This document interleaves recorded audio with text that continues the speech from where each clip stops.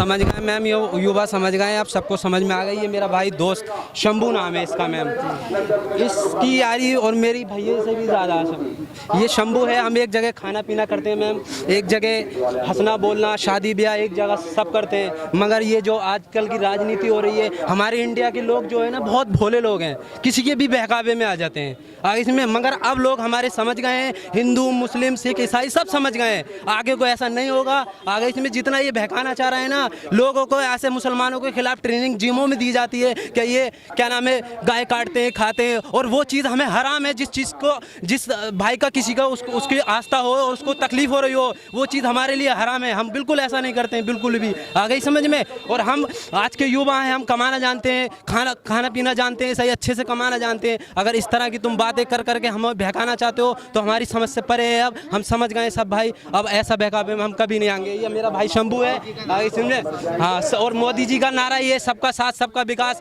वो नारा ही नारा है खाली, कुछ ऐसा नहीं है, कुछ भी ऐसा नहीं है कि सबका साथ सबका विकास। मैडम ऐसा कुछ, बस मैं इतना ही कहना चाहता हूँ।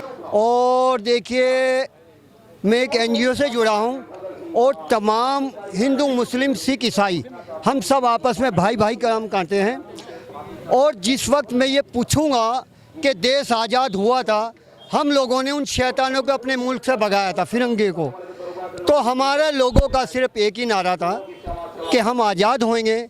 ना उस वक्त काला था, ना गोरा था, ना सिख था, ना मुस्लिम था, कि सब आपस में भाई हमारा देश आज़ाद होगा।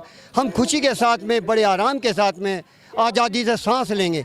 और बड़े अफसोस की बात है कि आज हमारे रहनुमाओं ने, हमारे जिम्मेदारों ने ये प्रोग्राम रखा कि देखिए गाय के नाम पे या किसी और चीज़ के नाम पे हम लोगों को शैतानियत गर्दी में धकेला जा रहा है।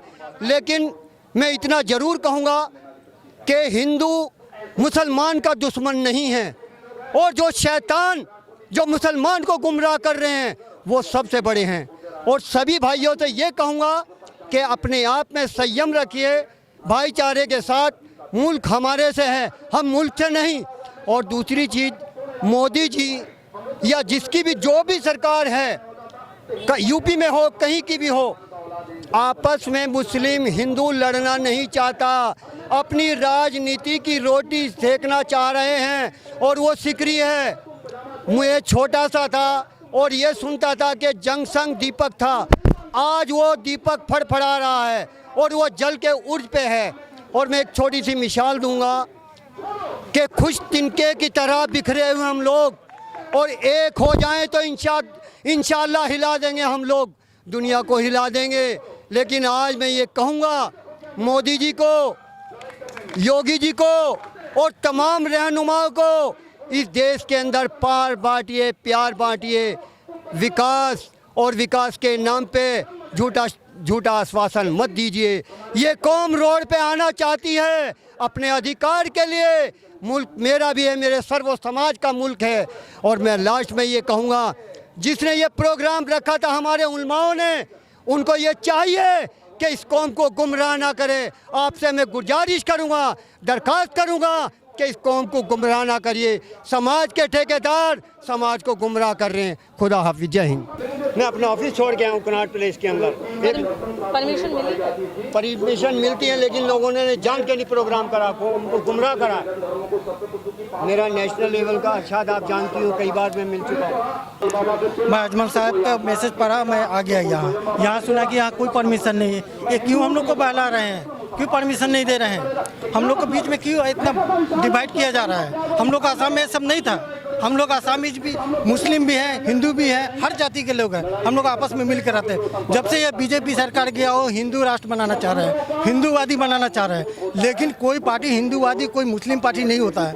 वो सेकुलर होता है, सबके लिए समान होता है। उसमें न हिंदू होता है, न मुस्लिम होता है, न सिख होता है, न ईसाई होता है। सारा हमारे यहाँ तो बहुत जाति है, नागा भी है, आसामीज भी है, बंगाली भी है।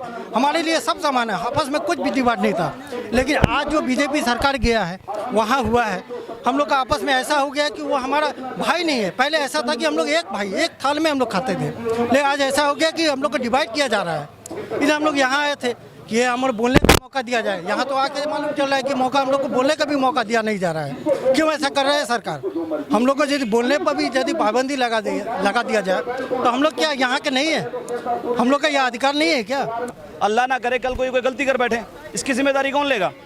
किसने कहा था कि आप बिना पूछे बिना बताए लोगों को मैसेज भेजो, या मैसेज भेजो, ऐसा मैसेज भेजो जिससे पूरी जनता एक जगह इकट्ठा हो जाए? ये सारे लोग इतने सारे दूर दूर जगहों से आए, कोई एमपी से है, कोई भोपाल से है। ये आप किसकी गलती मानोगे? किसकी वजह से? मीम सेना की गलती है इसमें।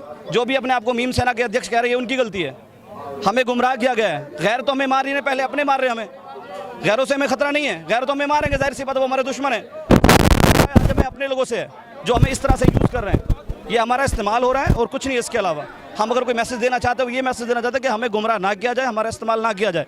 अगर कुछ करना ही चाहते हैं हमारे लिए तो प्लीज़ इतना करें कि हमारे साथ सच्चे रहें जैसे हम हैं।